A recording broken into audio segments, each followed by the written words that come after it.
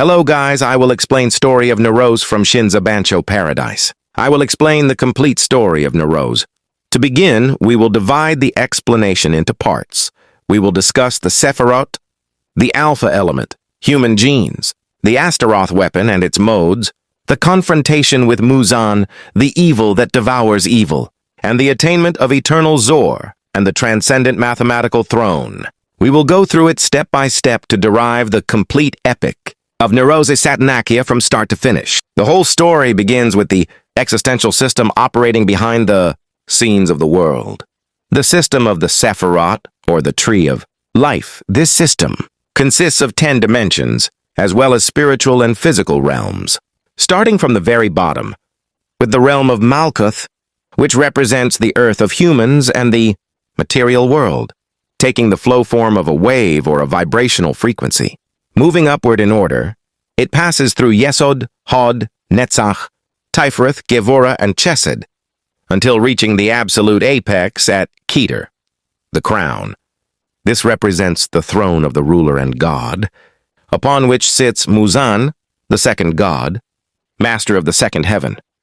The premise is that Muzan, the second god, ruled the cosmos under a law, stipulating that the side of good and righteousness had always been in a state of weakness, oppression, and defeat since the beginning of the universe. The existential logic of that era dictated that evil was what constantly sought dominance and control over the world, as long as light and goodness remained the entities perpetually, struggling and resisting, on the brink of defeat and death. The ruling god or the entity sitting upon the throne could not be a king who always wins or guarantees absolute victory.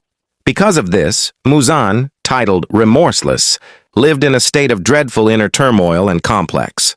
He expressed that he was unable to protect his people or allow his soldiers to survive, and as a persona of pure, absolute goodness, he could not eradicate evil or erase it from existence. The rage, psychological pressure, and existential rejection within Muzan against this helplessness carried far greater weight than the primordial principle of the universe, which dictated that good and evil must depend on one another and neither can exist without the other.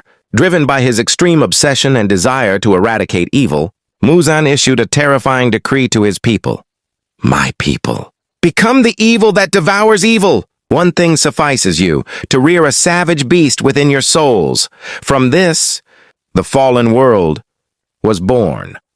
A distorted world where all humans are guilty and bear sin.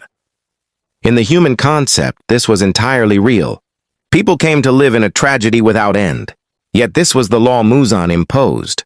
As long as you possess power, you can survive and thrive in this world, for it became a jungle where savage evil devours the weak. Here enters Nerose Satanael. Nerose was born at the highest peak of this tree, in the land of the crown, blessed with power matching that of the ruler in Sodom, the center of the world. Sodom divided the territories into 4 regions: Cain, Antenora, Ptolemy, and Judeca. These 4 are collectively called the artificial hell, designed to cast out the wretched and absorb the wrath of the crown. Judeca specifically represents the lowest of the low and the deepest point in hell. Nerose possessed the largest share, inheriting the blood, souls, and temperament of his father Muzan in a highly concentrated form. Since everything in this universe is a fragment and part of God, Nerose was inherently a part of Muzan and his son. Regardless of anything else, however, Nerose faced an obstacle.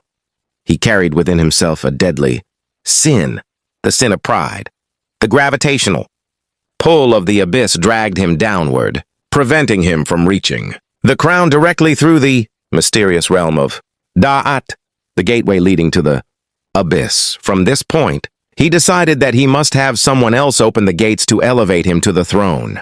He formulated a long-term, mind-boggling plan, creating 4 formidable angels, the Seraphim, and 300,000 angels to serve as his ultimate biological weapon. He utilized 4 maidens possessing the primary colors, the angelic girls, green, red, gold, and blue, as tools to open the gates of the abyss through the dimension of Da'at knowledge. These angels suffered and endured immense agony, barely able to withstand the spiritual pressure that nearly shattered them, until the Blue Maiden intercepted the signal of the abyss. The temperature dropped to 100 degrees below zero, opening the gates. Nerose was the fifth peak and the fifth element, linking the inverse fivefold, sin to these maidens. He then unleashed the biological weapon he had, created the angels and seraphim to cause comprehensive destruction and devastation under the title of the Great Purification. This in itself embodied the very concept of his father, evil devouring evil. When Muzan was a warrior, he could eradicate and annihilate entire universes with a single sword during the era of Mithra. However, because Nerose was a rational genius, he chose to execute this same annihilation indirectly without dirtying his hands, operating through the devices and weapons he invented. Nerose addressed humanity, saying, "Your sins and your punishment belong entirely to me. For you are the children of Muzan, repeating my actions under the laws and commandments I established. There is no justification for your inability to do what I can do. However, if the outcome were identical down to the last detail, it would be utterly boring and tasteless. At that point, there would be no meaning in me taking your place on the throne. I possess no desire for self-destruction. Thus, if the throne yields the exact same result, I will not relinquish it to you. I am the one who determines my own end, and I shall not descend from the throne until these streets of evil devouring evil yield a unique, distinct flower completely different from myself." This moment represented the gospel or tidings, through which humanity would be entirely liberated from sin. Nerose agreed with his father, Muzan on only one point, correcting mistakes and remedying the existential flaw. To fix the flaw, he had to comprehend all of existence piece by piece and decipher its code. Thus, he activated his legendary secret weapon and system, Astaroth. Astaroth was not a mere conventional weapon. It was an entire system that deconstructed and reconstructed itself into elementary, subatomic particles transcending space and time, capable of perceiving the past, present, and future beyond the world of Paradise Lost, as well as manipulating time. Originally, it could only view a limited future and past, but when Nerose destroyed the ley lines of Sodom and flooded them with torrents of sin, Shin, he granted it a massive boost, allowing it to transcend existence itself. Astaroth possessed terrifying execution, modes derived from the powers of the seraphim, and the four primary angels. For instance, the Paradise Lost mode, Michael Execution, generates a high-energy torrent that swallows everything and leads to collapse, as Michael is the strongest destructive angel. In the Enoch mode, used to activate Sahakiel, it fires unbreakable, golden photonic chains that immobilize the movement of the most powerful demons for 3 to 5 seconds. In the Uriel mode, it condenses rubble and debris into a sphere 10 meters in diameter, detonating it with force comparable to a solar explosion. Then there is the Raphael mode, a terrifying state that generates a hurricane piercing the heavens and earth, completely negating space, scraping it away, throwing it into another dimension, and causing the contraction of the world. At this decisive juncture, the legendary dialogue and grand trial transpired between Nerose and Muzan. Muzan stood as a god, welcoming Nerose Satanael and stating that he had been expecting him. He confronted him with difficult existential questions. Do you truly wish to reform the world? Will you be able to forgive the sinners? And what meaning will remain after you execute this complete purification? Muzan had always attempted to erase the final stain of filth in the universe, which was himself, to end the eternal war between good and evil. Throughout his life, he remained an unconquerable warrior whom no one could defeat. Here, Nerose confessed with total candor.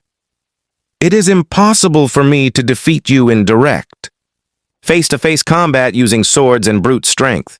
Therefore, Nerose chose intellect, brilliance, and strategic planning over brute force, declaring that he would bring him down through engineering, design, and logic rather than physical strikes. Thus, Nerose manifested as the absolute apex of intellect, facing the absolute apex of combat prowess. Nerose believed that evil is born of ignorance, and that the soul's salvation lay in merging and unifying all things into a single, pure, white, and completely cleansed existence, illustrating the true clash between absolute power and absolute logic. At this point, Nerose had asked to execute the unknown. Complex formula she had never attempted before, without fear or hesitation. Energy exploded from the rotating pillars, pouring in a vast torrent into Ast's body. Thus the prophecy was fulfilled, opening the path to eternal Zor. Ast called out, "Access Master." The response required no words. It was a tight, strong, unyielding, and boundless embrace, an embrace that silenced all speech. The Solomon execution mode of Astaroth activated, and the shadows of Nerose and Ast deconstructed, resolving into particles and light that surged through the energy pathways and earth veins, Natextad Shimayo, until they ascended to the crown. Nerose dissolved as a human, and the entire universe underwent a complete modification and correction. Quarantine Town, the false Zor, the temple of all evils, and the pandemonium all collapsed and dissolved in a second without a sound, like melting sand. Nerose left behind a promise. Among the children born in the paradise of Paradise Lost, one would inevitably arise to reach the throne of God. This event caused Nerose to completely transcend his limits, bypassing all conventional laws to perform true Zor, which resonated across all existence. Although powerful demons like Belial existed, of whom it was said he could slay, Belial remained bound and restricted by Muzan's laws and never slew him. Instead, Muzan abdicated the throne, leaving absolute supremacy to Nerose Satanael, who became the strongest candidate and supreme ruling god, Hadu God. When Nerose succeeded in his plan and sat upon the throne, becoming the third heaven, he transformed into a purely philosophical and mathematical entity, a complete embodiment of transcendent mathematical logic.